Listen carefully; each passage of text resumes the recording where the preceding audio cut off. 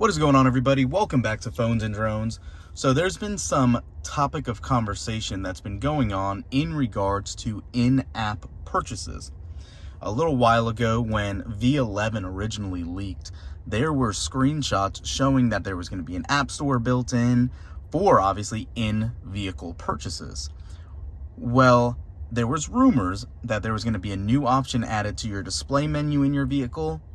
And needless to say, randomly, without an update to my car, we now have this upgrade option.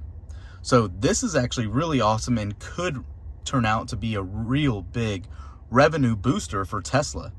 So as you can see here, one thing that's interesting, and this could show that it's just not fully implemented yet, this is currently showing my upgrade option for my Model 3. You can clearly see it's not my Model S that we're in now, and this has premium connectivity, but my Model 3 does not. And it's showing that I have a current billing active and all of that. This is how easy they have to subscribe to any sort of built-in upgrades. You only need to have your vehicle in park and do a long swipe in order to make your purchase. This is actually really neat because you're going to be able to do connectivity subscriptions, acceleration boosts, anything that your vehicle is capable of getting at an upgrade on the website or in the app, now in the vehicle, including, I would assume, full self-driving as well. Obviously, these vehicles have it. I don't see it here yet for the Model S, but very interesting to see it built right into the app. I think that's very cool. I think it's going to be more of an impulse buy for a lot of people, and it could be pretty neat. Now, that was one of the big new features here. Also, on the last upgrade we got a couple of days ago, though, finally, after a lot of topic of conversation, we have Waypoints. Tesla has listed this as an add stop feature, and what you're going to do to get this active is to simply click the plus icon on the navigation search bar and search for a destination or selecting a pin on the map. Not too difficult, pretty self-explanatory.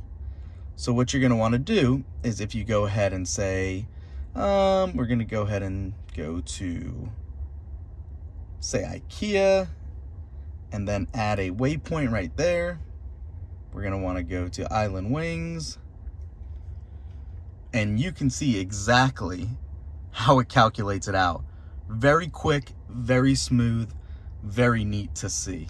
I think it's very cool.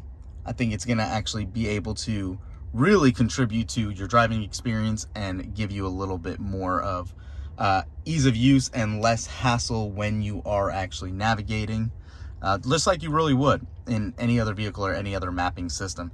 Weird it took Tesla so long to implement it, but needless to say, it is here. Also, for you guys that have a new refreshed Model S, you guys know that the rear display, sometimes if you have kids, is annoying, we'll say, to say the least. Now you have a lock rear display option as well, and it's as simple as pressing that button in the display options.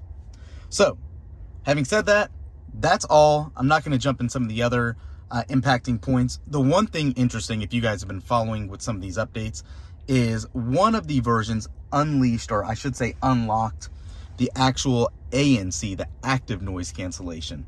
We did a video on just the noise cancellation from a hardware standpoint, from the soundproofing on the windows, but we have not had the upgrade, or update, at least I should say, in order to view what we get with the actual speakers built into the headrest in the front, the driver and passenger side. So it's nowhere to be found here. As you can see, obviously Sentry Mode live camera has been active now for a little bit, cold weather, tidal, yada yada.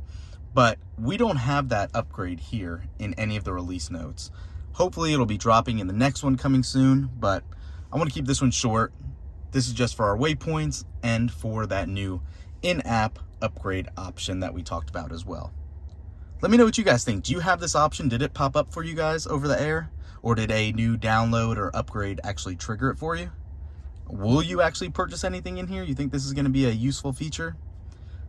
Let us know in the comments down below, guys. Thanks for watching. We'll catch you in the next one. Peace.